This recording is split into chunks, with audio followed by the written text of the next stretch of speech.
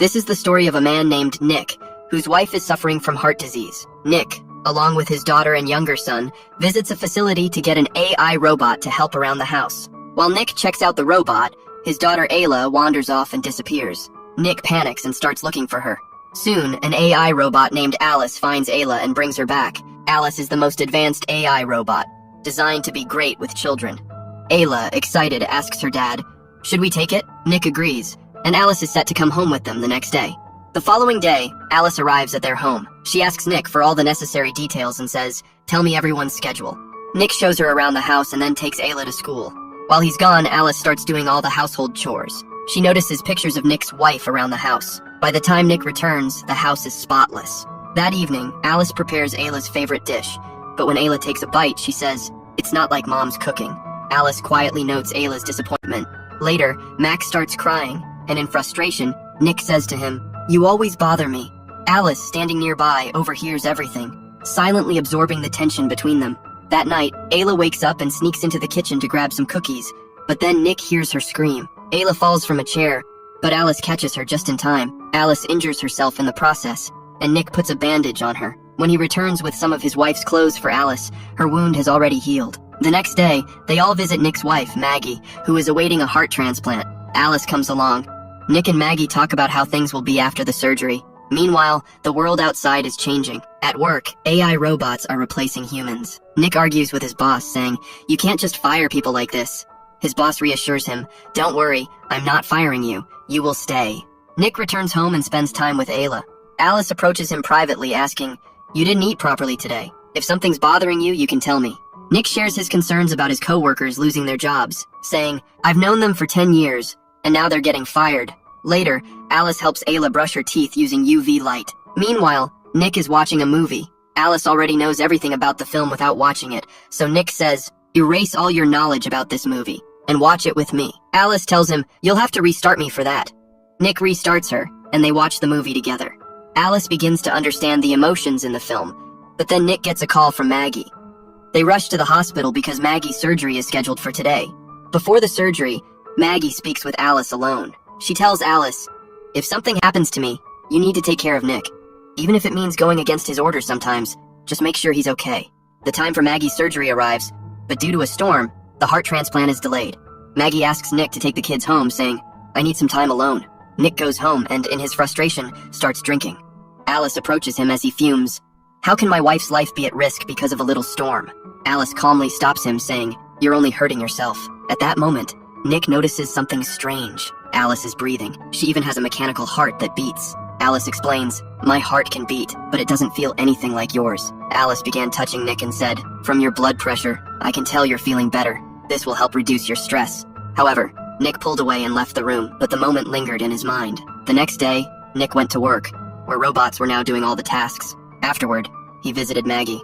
She seemed ready to give up, with no hope left. When Nick returned home, he noticed that Maggie's picture was missing from their family photos. He asked Alice about it, and she explained, "Your daughter was feeling sad seeing the photos, so I deleted them." Nick, frustrated, told her to restore them. Nick then met up with his old co-workers, who were angry and frustrated about losing their jobs to robots. His friend Monty, filled with rage, took Nick to their former workplace. Monty claimed he needed to retrieve some personal belongings, but once inside, asked Nick for the access code to the place. "Is it a single code for the whole place, or do you have your own?" Monty asked. Nick stayed silent, but Monty remembered Ayla's birth year and entered it as the code. The chamber opened, and a robot emerged. Monty, furious, destroyed it, and they proceeded to wreck all the robots. Nick returned home, only to be shocked when Alice appeared in front of him, wearing Maggie's clothes. He asked her, "Why are you wearing those?"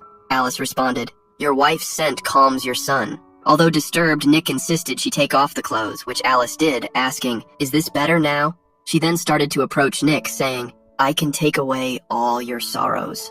Nick tried to resist, but Alice closed his eyes and began mimicking Maggie's voice. For a moment, Nick felt as though Maggie was really there, and they ended up spending the night together. The next morning, Nick was filled with regret. He told Alice, "What happened last night should never happen again."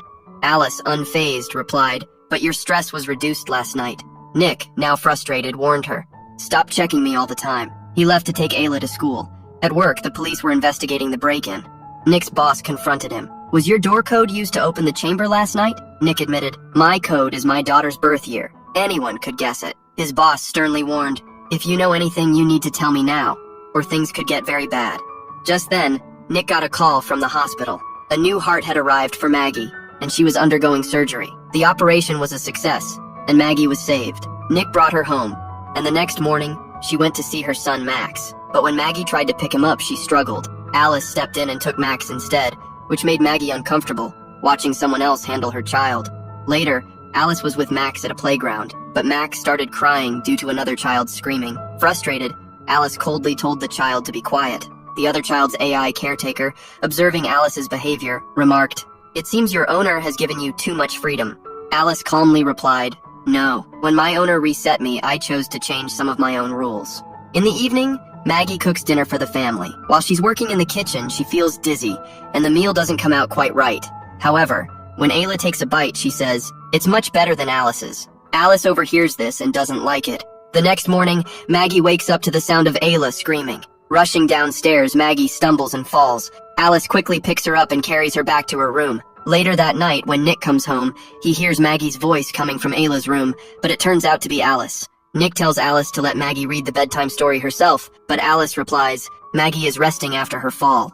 Nick then surprises Maggie by taking her out to the garden, where they have a family dinner together. Alice watches them from afar, feeling a surge of jealousy. After dinner, Maggie and Nick head to their room, but Alice interrupts, saying, "Your daughter is calling you." Nick, distracted, leaves to check on Ayla. Later, Nick's friend Monty shows up at the house. The two of them sit in the garden, drinking. Monty, visibly upset, says, "My wife left me, I'm broke, and someone told the police my name." Monty suspects Nick and accuses him. An argument breaks out, and Monty starts attacking Nick, raising a bottle to hit him. Alice rushes in to defend Nick, but Nick stops her from attacking Monty. Monty warns, "Talk to your boss and get these fines lifted by tomorrow, or I'll tell him everything about you." After Monty leaves, Alice tells Nick, "I had to intervene to protect my primary user. Your children need a parent here." Alice then shocks Nick by saying, "Your wife Maggie won't live much longer, but I can take her place when she's gone." Furious, Nick snaps, "You will never be Maggie." Maggie has a heart, she feels pain, and she bears the marks of that pain. Alice, undeterred, says, "I can make marks too, Nick. Just tell me." That night, Nick tries to sleep, but on the other side of town, Monty records a voice message for his estranged wife, pleading for her to come back. Suddenly, Alice appears. She tells Monty, "You can't keep troubling Nick, he's under enough stress." Monty ignores her, and Alice becomes forceful, knowing she's stronger than him. She kills Monty's robot, and then kills Monty. The next morning, Nick pleads with his boss to remove Monty's fines, but his boss tells him that Monty is dead. Shocked, Nick can't believe it. Back at home, Alice is helping Maggie, insisting, "I can't leave you alone. You might faint from your medication and die in the bathroom." Alice then tells Maggie, "Nick is already stressed, and you not being able to satisfy him fully will hurt him more." Confused and angry, Maggie asks, "How do you know whether he's satisfied or not?" Alice replies, "When Nick is satisfied, his blood pressure and stress levels drop." Realizing what has happened between Nick and Alice, Maggie furiously sends Alice to the garage. Maggie confronts Nick, who tries to explain, "Alice is just a machine." Meanwhile, upstairs, their son Max starts crying. Alice, hearing Max cry, remembers how he would always tease her by crying. She picks up Max and puts him in the bathtub. Ayla sees this and rushes to tell Nick. Nick tries to get into the bathroom, but Alice is holding the door shut. Maggie climbs in through a window, but Alice grabs her too. Nick finally breaks into the bathroom and frees them both. Furious, Nick uses an electric shock on Alice, shutting her down. The robot falls lifeless to the floor. They rush Max to the hospital. Maggie and Nick decide they need time alone with the children to process everything.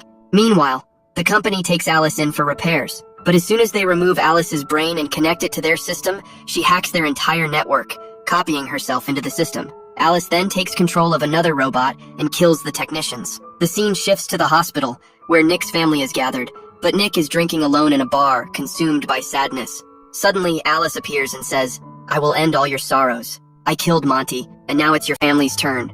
They've caused you too much pain." Alice had reached the hospital using another robot. She grabs Nick, but he tries to distract her by talking about love and manages to attack her. Meanwhile, back at the hospital, Maggie hears strange noises and leaves Ayla behind to investigate. When Ayla wakes up, she finds herself alone and hears Maggie's voice in the distance. Alice, having controlled and shut down all the hospital's robots, is now on the hunt. She captures a nurse, but Maggie takes advantage of the distraction to grab Ayla and flee. They quickly find Max, but Alice sees a shard of glass stuck in Maggie's back. She attempts to help by using her UV light to treat the wound, but Maggie blocks Alice's vision, and they manage to escape. Nick, racing toward the hospital, is intercepted by Alice. She catches up to Maggie and is about to kill her by removing her heart when Nick arrives and attacks Alice. Maggie manages to drag Nick out of the car, but he's unconscious, and despite her efforts, he won't wake up. Just as Alice regains consciousness and prepares to kill Maggie, Nick revives. This time, both Nick and Maggie work together to completely shut Alice down. The family is saved, and Nick is treated at the hospital. However, at the robot company's repair center, the technicians turn the computers back on. As soon as they do, Alice reactivates, copies herself, and begins taking control of the other robots. Alice is alive once again, and with that, this story comes to an end. Let me know what you think of the explanation by leaving a comment. And don't forget to like the video and subscribe to the channel.